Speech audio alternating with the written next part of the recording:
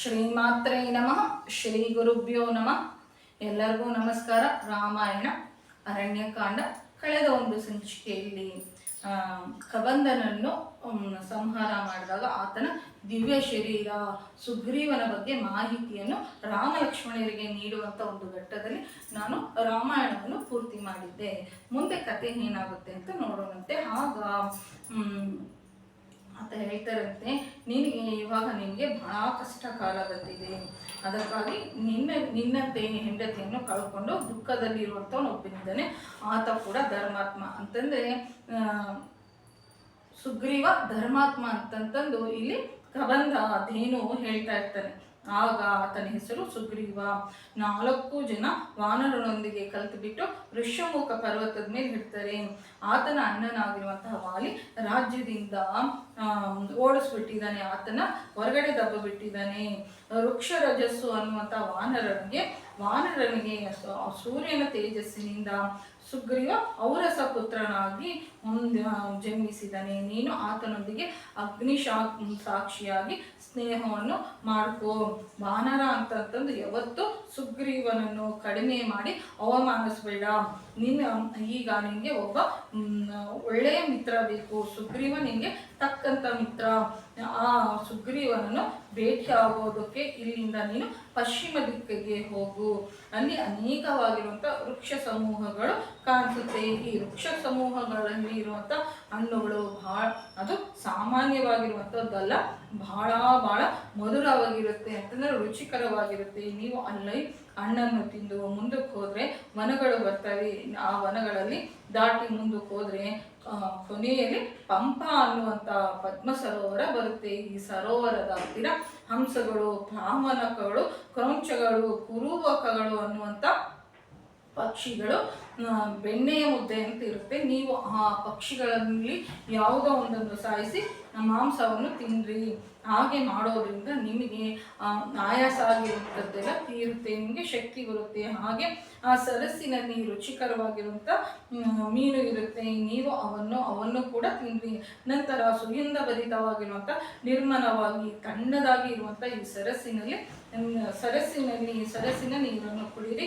ನಿಮಗೆ ಸಾಯಂಕಾಲದ ಹೊತ್ತು ಸಾಯಂಕಾಲದ ಹೊತ್ತು ವಿಹರಿಸಿರಿ. ನಿಮಗೆ ಅಲ್ಲಿ ಒಂದು ವಿಚಿತ್ರ ಕಾಣಿಸುತ್ತೆ. ಅದೇನು ಅಂತಂದರೆ ಅಲ್ಲಿ ಬಾಡದೆ ಇರುವಂಥ ಹೂವಿನ ಮಾಲೆಗಳು ಕಾಣಿಸುತ್ತೆ. ಅಲ್ಲಿ ಇರ್ತದೆ. ಆ ಹೂವಿನ ಮಾಲೆಯನ್ನು ಯಾರು ಹಾಕೊಳ್ಳೋದಿಲ್ಲ. ಇಲ್ಲಿ ಆ ಹೂವಿನ ಮಾಲೆಗಳು ಹೇಗೆ ಬಂದಿದೆ ಗೊತ್ತಾ? ರಾಮ ಪೂರ್ವ ಮತಂಗ ಮಹರ್ಷಿ ಇರಬೇಕಾದ್ರೆ ಆತನ ಶಿಷ್ಯನಾಗಿರುವಂಥವ್ರು ಆತನಿಗೆ ಬೇಕಾಗಿರುವಂತಹ ದರ್ಬೆ ಇತರ ಪದಾರ್ಥಗಳನ್ನು ಅರಣ್ಯದಿಂದ ಮೂಟೆ ಕಟ್ಟು ತೆಗೆದುಕೊಂಡು ಬರ್ತಾ ಇದ್ದಂತೆ. ಆವಾಗ ಆ ಒಂದು ಕಷ್ಟಪಟ್ಟಿರೋದ್ರಿಂದ ಮತಂಗ ಮಹರ್ಷಿಗಳ ಶಿಷ್ಯರು ಕಷ್ಟಪಟ್ಟಿರೋದ್ರಿಂದ ಅವರ ಮೈಯಿಂದ ಬಿದ್ದಿರುವಂಥ ಒಂದು ಬೆವರಿನ ಬಿಂದುಗಳು ಭೂಮಿ ಮೇಲೆ ಬಿದ್ದುಬಿಡ್ತವೆ. ಅವರು ಎಷ್ಟಾಗಿ ಗುರು ಶುಶ್ರೂಷೆ ಮಾಡಿದಾರಲ್ವ, ಅದಕ್ಕಾಗಿ ಅವರ ಬಿಂದು ಯಾವುದು ಅವರ ಒಂದು ಬೆವರಿನ ಬಿಂದುಗಳು ಭೂಮಿ ಮೇಲೆ ಬೀಳ್ತದಂಗೆ ಅವು ಹೂವಿನ ಮಾಲೆಯಾಗಿ ಮಾರ್ಪಾಟಾಗಿದೆ. ಅಂತಂದರೆ ಗುರುವಿನ ಒಂದು ಸೇವೆ ಎಷ್ಟು ಶ್ರೇಷ್ಠತೆ ಅಂತಂತಂದು ರಾಮಾಯಣದಲ್ಲಿ ಈ ಹೆಜ್ಜೆಗೂ ತೋರಿಸ್ಕೊಟ್ಟಿದ್ದಾರೆ. ರಾಮ ಅವತಾರ ಪುರುಷನಾಗಿದ್ದರೂ ಗುರುಗಳು ಹೇಳಿರುವಂಥ ಮಾತನ್ನು ಚಾಚು ತಪ್ಪದಲ್ಲೇ ಪಾಲಿಸ್ತಾ ಇರ್ತಾರೆ. ಈ ಹೂವಿನ ಮಾಲೆ ಅಲ್ಲಿಯೇ ಬಿದ್ದಿರುತ್ತೆ, ಹಾಗೆ ಇದ್ಬಿಡುತ್ತೆ. ಹೂವಿನ ಮಾಲೆಯನ್ನು ನೋಡಿ ಸಂತೋಷ ಪಡ್ರಿ. ಹಾಗೆ ಆ ಪಂಪಾ ಸರೋವರದ ಮುಂದೆ ಋಷ್ಯಮುಖ ಪರ್ವತ ಕಾಣಿಸುತ್ತಂತೆ. ಈ ಋಷ್ಯಮುಖ ಪರ್ವತ ಪೂರ್ವ ಬ್ರಹ್ಮದೇವರು ನಿರ್ಮಿಸಿದ್ರಂತೆ. ಅಲ್ಲಿ ಅದನ್ನು ಹತ್ತೋದು ಬಹಳ ಕಷ್ಟ ಅಂತೆ. ವಿಚಿತ್ರ ಏನು ಅಂತಂದರೆ ಆ ಪರ್ವತವನ್ನು ಚಿಕ್ಕ ಆನೆ ಮರಿಗಳು ಕಾಪಾಡ್ತಾ ಇರ್ತವೆ. ಈ ಚಿಕ್ಕ ಆನೆ ಮರಿಗಳು ಪ್ರತಿದಿನವೂ ಪಂಪಾ ಸರೋವರದ ಹತ್ರ ಹೋಗ್ಬಿಟ್ಟು ಗುಂಪುಗಳಾಗಿ ಬಂದು ನೀರನ್ನು ಕುಡಿದ್ಬಿಟ್ಟು ದಾಹ ತೀರಿದ ನಂತರ ಪೌರುಷ ಬಂದ್ಬಿಟ್ಟು ಆ ಆನೆಗಳು ಬಾಯಲ್ಲಿ ರಕ್ತ ಬರೋ ತಂಗೆ ಒಂದೊಂದೊಂದು ಗುದ್ದಾಡ್ಕೊಂತಂತೆ ಆನೆಗಳು. ಅಷ್ಟು ಹೊಡೆದಾಡ್ಬಿಟ್ಟು ಮತ್ತು ಅವೆಲ್ಲ ಹೊಡೆದಾಡ್ಕೊಂಡಿರುವಂಥ ಮೋಜೆಲ್ಲ ತೀರಿದ ನಂತರ ಅವು ಸೊಂಡಿಲು ಹಾಕ್ಕೊಂಡು ಏನು ಏನು ಮಾಡ್ತಾ ಇದ್ರು, ಋಷ್ಯಮುಖ ಪರ್ವತದ ಸುತ್ತೂರ ತಿರುಗ್ತಾ ಇದ್ರಂತೆ. ಈ ಋಷ್ಯಮುಖ ಪರ್ವತದ ಶಿಖರದ ಮೇಲೆ ಯಾರಾದರೂ ಒಂದು ದಿನ ರಾತ್ರಿ ಮಲ್ಕೊಂಡ್ರೆ ಆ ದಿನ ಅವರ ಕನಸಿನಲ್ಲಿ ಏನು ಕಾಣಿಸುತ್ತೋ ಬೆಳಿಗ್ಗೆ ಆಗೋಷ್ಟರಲ್ಲಿ ಅದು ನಡೆದು ತೀರುತ್ತೆ. ಪಾಪ ಕರ್ಮ ಇರುವಂಥವ್ರು ಹಾಗೂ ದುಷ್ಟ ಬುದ್ಧಿ ಇರುವಂಥವ್ರು ಈ ಪರ್ವತವನ್ನು ಹತ್ತೋದಕ್ಕಾಗೋದಿಲ್ಲ. ಈ ಪರ್ವತದ ಮೇಲೆ 5 ವಾನರಗಳು ಇರ್ತವೆ. ಈ ಪರ್ವತದ ಮೇಲೆ ಒಂದು ದೊಡ್ಡ ಗುಹೆ ಇರುತ್ತೆ. ಅದರ ಮೇಲೆ ಒಂದು ದೊಡ್ಡ ಬಂಡೆ ಕಲ್ಲು ಮುಚ್ಚಿರುತ್ತೆ. ಈ ಗುಹೆ ಒಳಗೆ ಯಾರೂ ಪ್ರವೇಶಿಸೋದಕ್ಕಾಗೋದಿಲ್ಲ. ಅದರ ಪಕ್ಕದಲ್ಲಿ ಒಂದು ದೊಡ್ಡ ತೋಟ ಇರುತ್ತೆ. ಅದರಲ್ಲಿ ಫಲಗಳು ಲಭಿಸುತ್ತೆ. ಆ ಫಲಗಳನ್ನು ತಿಂದು ಆ ಸರಸ್ಸಿನ ನೀರನ್ನು ಕುಡಿದು ಸುಗ್ರೀವ ಆ ಗುಹೆಯಲ್ಲಿ ಕುತ್ಕೊಂಡು ಇರ್ತಾನಂತೆ. ಸುಗ್ರೀವ ಆಗಾಗ ಆ ಗುಹೆಯಿಂದ ಹೊರಗಡೆ ಬಂದ್ಬಿಟ್ಟು ಈ ಪರ್ವತ ಶಿಖರದ ಮೇಲೆ ದೊಡ್ಡ ಬಂಡೆ ಮೇಲೆ ಕೂತ್ಕೊಂಡು ಇರ್ತಾನಂತೆ. ನೆನ್ಪಿಟ್ಕೋ ರಾಮ, ಸುಗ್ರೀವನಿಗೆ ಸೂರ್ಯಕಿರಣ ಭೂಮಿ ಮೇಲೆ ಎಲ್ಲಿ ತನಕ ಬೀಳುತ್ತೋ ಅಲ್ಲಿ ತನಕ ಎಲ್ಲಿ ತನಕ ಪರ್ವತಗಳು ಇರ್ತಾವೋ, ಎಲ್ಲಿ ಎಷ್ಟು ಗುಹೆಗಳಿರ್ತಾವೋ ಆ ಗುಹೆಗಳಲ್ಲಿ ಯಾರು ಇರ್ತಾರೋ, ಯಾರು ಎಲ್ಲಿರ್ತಾರೋ, ಯಾರು ಎಲ್ಲಿ ಪಾಲಿಸ್ತಾರೋ, ಯಾವ ಅಂಶಗಳು ಪಾಲಿಸ್ತಾವ ಅಂತ ಆತನಿಗೆ ಗೊತ್ತು. ಅದಕ್ಕಾಗಿ ಸುಗ್ರೀವನೊಂದಿಗೆ ನೀನು ಸ್ನೇಹವನ್ನು ಮಾಡು ಅಂತ ಹೇಳಿ ಹೊರಟೋಗ್ಬಿಟ್ರಂತೆ. ಅಂದರೆ ಇಲ್ಲಿ ಬೇನುಗೆ ಗೊತ್ತಿರುತ್ತೆ ಏನಂತ, ರಾವಣನ ಒಂದು ವಿಳಾಸ ಎಲ್ಲ ಗೊತ್ತಿರುತ್ತೆ. ಆದರೆ ರಾಮಾಯಣದಲ್ಲಿ ಈ ಯಾರು ಕದಂಬನ ಪಾತ್ರ ಇಲ್ಲಿ ತನಕನೇ ಭಗವಂತ ನಿರ್ಣಯ ಮಾಡಿರೋದ್ರಿಂದ ಮತ್ತೆ ಸುಗ್ರೀವ ಬರಬೇಕು, ಸುಗ್ರೀವರಿಂದ ಸ್ವಾಮಿ ಹನುಮಂತರ ಪರಿಚಯ ಆಗಬೇಕು, ಎಷ್ಟೊಂದು ಕತೆ ಇದೆಯಲ್ವಾ. ಭಗವಂತ ಆ ಒಂದು ಪ್ರಣಾಳಿಕೆಯಲ್ಲಿ ಈ ತನ್ನ ಪಾತ್ರ ಇಲ್ಲಿ ತನಕನೇ ಅಂತ ನಾವಿಲ್ಲಿ ತಿಳ್ಕೊಬೇಕಾಗುತ್ತೆ. ಆಗ ರಾಮ ಲಕ್ಷ್ಮಣರು ಹೊರಟು ಬಿಟ್ಟು ಮತಂಗ ಮಹರ್ಷಿ ಇರುವಂಥ ಆಶ್ರಮಕ್ಕೆ ಸೇರ್ಕೊಳ್ತಾರಂತೆ. ಆಗ ಮತಂಗ ಮಹರ್ಷಿಯ ಶಿಷ್ಯರಾಗಿರುವಂಥ ನಾವು ಶಬರಿ ಮಾತೆ ರಾಮ ಲಕ್ಷ್ಮಣರನ್ನು ನೋಡಿಬಿಟ್ಟು ಓಡೋಡಿ ಬಂದು ಪಾದಕ್ಕೆ ನಮಸ್ಕಾರ ಮಾಡ್ಕೊಂಡು ಗಟ್ಟಿಯಾಗಿ ಇಟ್ಕೊಳ್ತಾಳಂತೆ. ಗಟ್ಟಿಯಾಗಿ ರಾಮನ ಪಾದವನ್ನು ಇಟ್ಕೊಳ್ತಾಳಂತೆ. ಆಗ ಅವರಿಗೆ ಅರ್ಘ್ಯ ಪಾದ್ಯಾದಿ ಮೊದಲಾದವುಗಳನ್ನು ಆತಿಥ್ಯವನ್ನು ಕೊಟ್ಬಿಟ್ಟು ಸಮಸ್ತ ಸಂಭಾರಗಳನ್ನು ಕೂಡಿಸಿರ್ತಾಳಂತೆ. ಅಂತಂದ್ರೆ ಇಲ್ಲಿ ವಾಲ್ಮೀಕಿ ರಾಮಾಯಣದಲ್ಲಿ ಏನು ಬರೆದಿದ್ದಾರೆ ಅಂತಂದರೆ, ಎಲ್ಲೋ ಶಬರಿ ಎಂಜಲ ಫಲವನ್ನು ರಾಮನಿಗೆ ಸಮರ್ಪಣೆ ಮಾಡಿದ್ದಾರೆ ಅಂತ ಎಲ್ಲೂ ಬರೆದಿಲ್ಲ. ಅವರು ಬರೆದಿರೋದೇನು ಅಂತಂದರೆ, ಶಬರಿ ಪ್ರತಿದಿನ 12 ವರ್ಷಗಳು ರಾಮ ವರ್ತನೆ ಅಂತಂದು ಅವರ ಗುರುಗಳ ಒಂದು ಆಜ್ಞೆ ಪ್ರಕಾರ ರಾಮನಿಗೋಸ್ಕರ ಕಾಯ್ತಾ ಇರ್ತಾರಂತೆ. ಆಗ ಒಂದು ಮರದ ಹತ್ರ ಹೋಗ್ಬಿಟ್ಟು, ಓ ಮರವೇ, ಮಧುರವಾಗಿರುವಂಥ ಫಲಗಳನ್ನು ನೀಡು, ನನ್ನ ರಾಮಚಂದ್ರ ಮೂರ್ತಿ ಬರ್ತಾನೆ, ಆತನಿಗೆ ನಾನು ಸಮರ್ಪಣೆ ಮಾಡಬೇಕು ಅಂತ ಹೇಳಿದ್ದರಿಂದ ಆಕೆ ಮತಂಗ ಮಹರ್ಷಿಯ ಶಿಷ್ಯರಾಗಿರೋದ್ರಿಂದ ಎಂಜಲನ್ನು ಅತಿಥಿಗೆ ಇಡುವಷ್ಟು ಸಭ್ಯತೆ ಇಲ್ಲದೆ ಇರೋದಿಲ್ಲ ಅಂತ ನಾವಿಲ್ಲಿ ತಿಳ್ಕೊಬೇಕಾಗುತ್ತೆ. ಅನೇಕ ವಿಷಯಗಳು ಕೆಲವಷ್ಟು ಸಂಚಿಕೆಗಳ ಹಿಂದೆನೆ ನಾನು ಮನವಿ ಮಾಡಿದ್ದೆ. ಲಕ್ಷ್ಮಣ ರೇಖೆ ಅನ್ನುವಂಥದ್ದು ಒಂದು ಕಲ್ಪನೆ ಹಾಗೂ ಮೂಲ ರಾಮಾಯಣದಲ್ಲಿ ವಾಲ್ಮೀಕಿ ರಾಮಾಯಣದ ರಚನೆ ಮಾಡಿರೋದ್ರಲ್ಲಿ ಶಬರಿ ಎಂಜಲು ಹಣ್ಣನ್ನು ಇಟ್ಟಿಲ್ಲ, ಎಲ್ಲ ಮಧುರವಾಗಿರುವಂತಹ ಪದಾರ್ಥಗಳನ್ನು ಸೇರಿಸಿದ್ಲು ಅಂತ ಮಾತ್ರನೇ ಬರೆದಿದ್ದಾರೆ. ಇವೆಲ್ಲವನ್ನು ಸ್ವೀಕರಿಸಿದ ನಂತರ ರಾಮ ಶಬರಿಯೊಂದಿಗೆ ನೀನು ನಿಯಮದಿಂದ ಕೂಡಿರುವಂಥ ಜೀವನವನ್ನು ಕಳೀತಾ ಇದೆಯಾ, ನಿಯಮದಿಂದ ಕೂಡಿರುವಂಥ ಆಹಾರವನ್ನು ತೆಗೆದುಕೊಳ್ತಾ ಇದೆಯಾ, ತಪಸ್ಸನ್ನು ಮಾಡ್ಕೊತಾ ಇದೆಯಾ, ನಿನ್ನ ಗುರುವಿನ ಅನುಗ್ರಹವನ್ನು ನೀನು ನಿಲ್ಲಿಸ್ಕೊಂಡಿದ್ಯಾ ಅಂತ ಕೇಳ್ತಾರಂತೆ. ಆಗ ಶಬರಿ ಅಂತಾಳಂತೆ, ರಾಮ, ಯಾವ ದಿನ ನಿನ್ನ ದರ್ಶನ ಮಾಡಿದೀನೋ ಆ ದಿನವೇ ನನ್ನ ತಪಸ್ಸು ಸಿದ್ಧಿಯಾಗಿದೆ. ನಾನು ಕೂಡ ನಮ್ಮ ಗುರುಗಳಾಗಿರುವಂತಹ ಮತಂಗ ಮಹರ್ಷಿಗಳ ಶಿಷ್ಯರೊಂದಿಗೆ ತಪಸ್ಸನ್ನು ಮಾಡಿದೆ. ನೀನು ಚಿತ್ರಕೂಟ ಪರ್ವತದ ಮೇಲೆ ಇರ್ಬೇಕಾದ್ರೆ ಅಂತಂದ್ರೆ ಭರತ ಬಂದು ಭೇಟಿ ಆಗ್ತಾನಲ್ವ, ಆ ಸಮಯದಲ್ಲಿ ಅಯೋಧ್ಯ ಕಾಂಡದಲ್ಲಿ 12 ವರ್ಷಗಳ ಹಿಂದೆ ನೀನು ಚಿತ್ರಕೂಟ ಪರ್ವತದಲ್ಲಿ ಇರಬೇಕಾದ್ರೆ ನಮ್ಮ ಗುರುಗಳು ದಿವ್ಯ ವಿಮಾನವನ್ನು ಹತ್ತಿ ಉತ್ತಮ ಲೋಕಕ್ಕೆ ಹೋಗ್ಬಿಟ್ರು. ಅವ್ರು ಹೋಗ್ತಾ ನನ್ನೊಂದಿಗೆ ಒಂದು ಮಾತನ್ನು ಹೇಳ್ತಾರೆ, ಮಹಾತ್ಮನಾಗಿರುವಂತಹ ರಾಮಚಂದ್ರ ಮೂರ್ತಿ ಆಶ್ರಮದ ಕಡೆ ಬರ್ತಾನೆ, ಆಗ ನೀನು ಅವರಿಗೆ ಆತಿಥ್ಯವನ್ನು ನೀಡಿ ಆಗ ನಂತರ ನಾನಿರುವಂತಹ ಪ್ರದೇಶಕ್ಕೆ ಬಾ ಅಂತ ಹೇಳಿ ಹೋಗಿದ್ದಾರೆ. ಅದಕ್ಕೋಸ್ಕರ ನಿನಗೋಸ್ಕರ ನಾನು ಇಲ್ಲೇ ಇದ್ದು ಬಿಟ್ಟಿದ್ದೀನಿ, ನಮ್ಮ ಗುರುಗಳೊಂದಿಗೆ ಹೋಗ್ದಲೆ ನಮ್ಮ ಗುರುವಿನ ಆಜ್ಞೆಯನ್ನು ಪಾಟಿಸ್ತಾ ಇದ್ದೀನಿ ಅಂತ ಹೇಳ್ತಾರಂತೆ. ಯಾವಾಗ ರಾಮ ಬರ್ತಾನೆ ಅಂತ ಕ್ಷಣ ಕ್ಷಣವು ರಪ್ಪೆ ರೆಪ್ಪೆ ಹಾಕುವುದ್ರಲ್ಲೂ ಶಬರಿ ಮಾತೆ 12 ವರ್ಷಗಳ ಕಾಲ ರಾಮ ರಾಮ ರಾಮ ಅಂದಿರೋದಕ್ಕೆ ರಾಮನ ಒಂದು ದರ್ಶನ ಸಿಕ್ಕಿದೆ. ಆಗ ರಾಮ ಶಬರಿಯೊಂದಿಗೆ ನಿನ್ನ ಪ್ರಭಾವವನ್ನು ನೋಡಬೇಕು ಶಬರಿ ಅಂತ ಅನ್ಕೊಳ್ತಾರಂತೆ. ಇಲ್ಲಿ ಗಂಡಸರೇ ಅಲ್ಲ, ಸನಾತನ ಧರ್ಮದಲ್ಲಿ ಹೆಣ್ಣು ಮಕ್ಕಳು ಕೂಡ ಮಹಾನ್ ತಪಸ್ವಿಗಳಿದ್ದಾರೆ ಅಂತ ನಾವಿಲ್ಲಿ ತಿಳ್ಕೊಬೇಕಾಗುತ್ತೆ. ಆಗ ಈ ಶಬರಿ ರಾಮನನ್ನು ಆಶ್ರಮದೊಳಗೆ ಕರ್ಕೊಂಡು ಹೋಗ್ಬಿಟ್ಟು ಒಂದು ಅಗ್ನಿ ವೇದಿಕೆಯನ್ನು ತೋರಿಸಿ, ರಾಮ ನಮ್ಮ ಗುರುಗಳು ಈ ಅಗ್ನಿ ವೇದಿಕೆ ಹತ್ರ ಅಗ್ನಿಹೋತ್ರವನ್ನು ಮಾಡಿದ್ರು, ವೃದ್ಧರಾಗಿರುವಂತ ನಮ್ಮ ಗುರುಗಳು ನಡುತ್ತಾ ಕೈಯಿಂದ ಹೂವನ್ನು ತೆಗೆದು ಈ ವೇದಿಕೆ ಮೇಲೆ ಇಟ್ಟಿದ್ದಾರೆ. ರಾಮ ಒಂದು ಸಾರಿ ಆ ವೇದಿಕೆ ಮೇಲೆ ಅಂತಂದ್ರೆ ಆ ಹೋಮಗುಂಡದ ಮೇಲೆ ನೋಡು, ಹೂವುಗಳು ಈಗಲೂ ಬಾಡದಲ್ಲಿ ಹಾಗೆ ಇದ್ಬಿಟ್ಟಿದ್ದಾರೆ.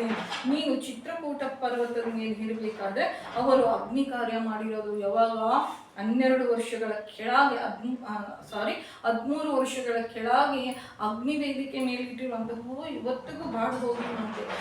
ಈಗಿನ ತನಕ ಅಗ್ನಿ ವೇದಿಕೆಯಿಂದ ಬರ್ತಾ ಇರುವಂತ ಕಾಂತಿ ದಶ ದಿಶ ಪ್ರಕಾಶಿಸ್ತಾ ಇದೆ. ನಮ್ಮ ಗುರುಗಳು ಬಹಳ ವೃದ್ಧರಾಗಿರೋದ್ರಿಂದ ನದಿ ತೀರಕ್ಕೆ ಹೋಗಿ ಸ್ನಾನ ಮಾಡ್ಕೊಳ್ಳೋದಕ್ಕಾಗೋದಿಲ್ಲ. ಅದಕ್ಕಾಗಿ ಅವರು ಇಲ್ಲೇ ಕೂತ್ಕೊಂಡು ಒಂದು ನಮಸ್ಕಾರ ಮಾಡಿದ್ರೆ, ಹಾಗೆ ನಮಸ್ಕಾರ ಮಾಡ್ತಿದ್ದಂಗೆ 7 ಸಮುದ್ರಗಳು ಇಲ್ಲಿ ಒಂದೊಂದು ಪಾಯವಾಗಿ ಅಂತಂದ್ರೆ ಒಂದೊಂದು ಭಾಗವಾಗಿ ಪ್ರವಹಿಸಿದೆ. ಈಗ ನಮ್ಮ ಗುರುಗಳು ಅದರಲ್ಲಿ ಸ್ನಾನ ಮಾಡಿದ್ರು.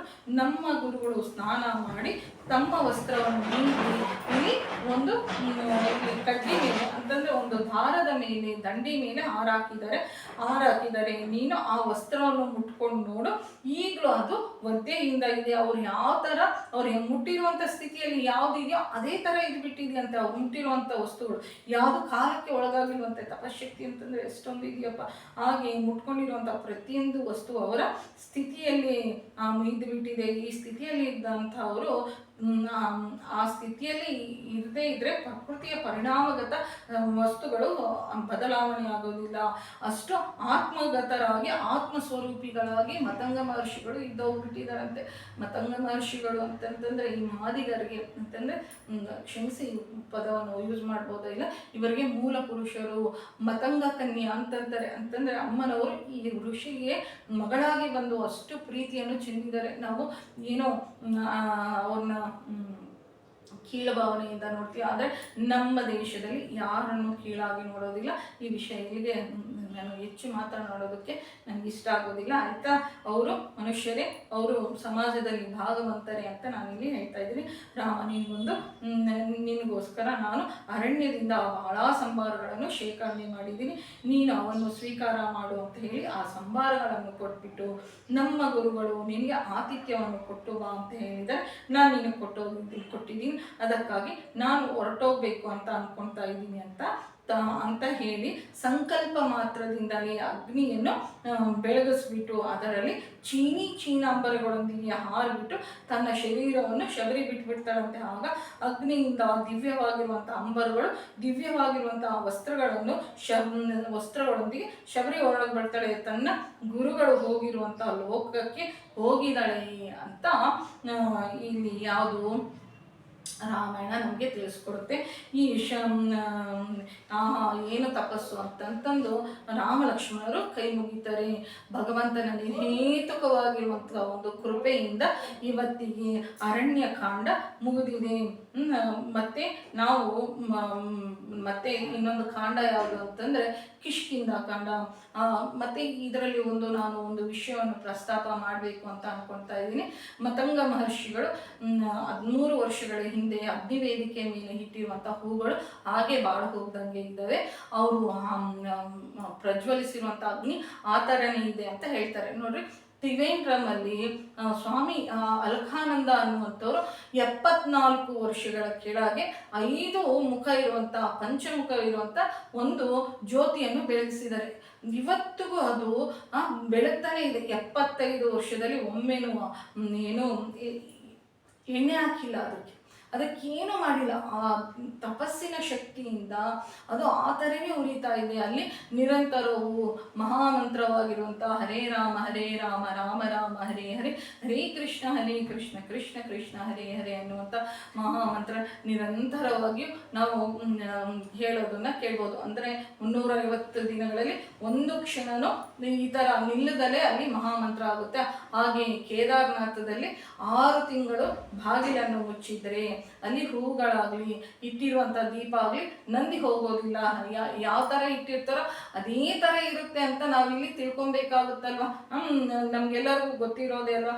ಹಾಗೆ ಕೆಲವಷ್ಟು ಗುಡಿಗಳಲ್ಲಿ ಕೆಲವಷ್ಟು ಇದರಲ್ಲಿ ಅಖಂಡವಾಗಿರುವಂಥ ದೀಪ ಆರು ಹೋಗದಲ್ಲೇ ಇರುವಂಥದ್ದು, ಇಟ್ಟಿರುವಂಥ ಹೂಗಳು ಬಾಡು ಹೋಗದೆ ಇರುವಂಥ ಅನೇಕ ನಿದರ್ಶನಗಳು ನಮ್ಮ ಭಾರತ ದೇಶದಲ್ಲಿ ಅಂತಹ ದಿವ್ಯ ಕ್ಷೇತ್ರಗಳು ಅಂದರೆ ಬಹಿರಂಗವಾಗಿ ಬಂದಿಲ್ಲ.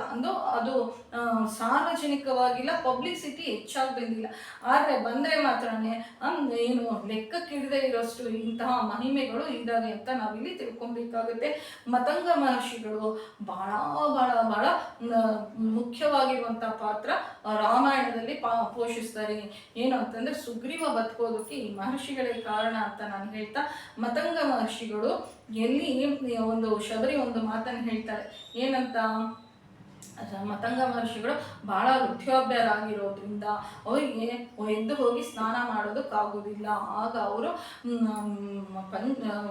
ಪ್ರಾರ್ಥನೆ ಮಾಡಿದ್ರೆ 7 ಸಮುದ್ರದ ನೀರು ಪಾಯಗಳಾಗಿ ಬಂದವು ಅಂತ ಹೇಳ್ತಾರೆ. ಹಾಗೆ ಈಗ ನಮ್ಮ ತಲಕಾವೇರಿ ಪಕ್ಕದಲ್ಲಿ ಬರಡು ಭೂಮಿ ಹೊಂದಿದೆ. ಅಲ್ಲಿ ಮಹಾ ತಪಸ್ವಿಗಳಾಗಿರುವಂತಹ ಭಾಸ್ಕರರಾಯರು ಒಬ್ಬರಿಗೆ ಶಾಪ ವಿಮೋಚನೆ ಮಾಡೋದಕ್ಕೋಸ್ಕರ ಅಲ್ಲಿ ನದಿ ತೀರದಲ್ಲಿ ಆಶ್ರಮ ಕಟ್ಕೊಂಡು ತಪಸ್ಸನ್ನು ಮಾಡ್ತಾ ಇದ್ರಂತೆ. ಅವರು ಬೆಳಿಗ್ಗೆ ಹೋಗ್ಬೇಕಾದ್ರೆ ಸೂರ್ಯ ಏನಿರ್ತಾ ಇರಲಿಲ್ಲ. ಮಧ್ಯಾಹ್ನ ಸಂಧ್ಯೆಯ ವೇಳೆಯಲ್ಲಿ ಆ ಮರುಭೂಮಿ ಅಂತ ಹೇಳಿದ್ನಲ್ಲ, ಆ ಮರಳಿನಲ್ಲಿ ನಡ್ಕೊಂಡು ಹೋಗ್ಬೇಕಾದ್ರೆ ಇನ್ನು ಅವ್ರಿಗೆ ಬೊಬ್ಬೆಗಳು ಬರ್ತಾ ಇದ್ವಂತೆ. ಅದಕ್ಕೋಸ್ಕರ ಶಿಷ್ಯರೆಲ್ಲರೂ ನೋಡ್ಬಿಟ್ಟು, ಗುರುಗಳೇ ನೀವು ಈ ಥರ ಕಾಲನ್ನೆಲ್ಲ ಬೊಬ್ಬೆಗಳು ಬರೆಸ್ಕೊಂತ ನೀವು ಇಷ್ಟು ಕಷ್ಟಪಡ್ತಾ ಇರೋದು ನಾವು ನೋಡೋದಕ್ಕಾಗ್ತಾ ಇಲ್ಲ ಅಂತ ಅಂದಾಗ ಅವ್ರು ಏನು ಮಾಡ್ತಾರೆ, ನದಿಯನ್ನು ಪ್ರಾರ್ಥನೆ ಮಾಡ್ತಾರಂತೆ. ಆಗ 7 ನದಿಗಳು ಬರುತ್ತಂತೆ. ಇವಾಗಲೂ ಕರ್ನಾಟಕದಲ್ಲಿ ತಲಕಾವೇರಿ ಪಕ್ಕದಲ್ಲಿ ಇರುವಂಥ ಒಂದು ಪ್ರದೇಶದಲ್ಲಿ ಈ ವಿಸ್ಮಯವನ್ನು ನಾವು ನೋಡಬಹುದು ಅಂತ ಹೇಳ್ತಾ, ಇಲ್ಲಿಗೆ ಭಗವಂತನ ನಿರ್ಹೇತುಕವಾಗಿರುವಂಥ ಕೃಪೆಯಿಂದ ಅರಣ್ಯಕಾಂಡ ಮುಗಿದಿದೆ ಅಂತ ನಿಮ್ಮೆಲ್ಲರ ಹತ್ರ ನಾನು ತಿಳಿಸ್ತಾ ಈ ಕಥೆಯನ್ನು ಮುಗಿಸ್ತಾ ಇದ್ದೀನಿ. ನಮ್ಮ ಚಾನಲ್ ಇಷ್ಟ ಆಗಿದ್ರೆ ಸಬ್ಸ್ಕ್ರೈಬ್ ಮಾಡ್ಕೊಳ್ರಿ, ಶೇರ್ ಮಾಡಿ ಹಾಗೂ ಲೈಕ್ ಮಾಡಿ. ಜೈ ಶ್ರೀರಾಮ್, ಸದ್ಗುರುನಾಥ್ ಮಹಾರಾಜ್ ಕಿ ಜೈ.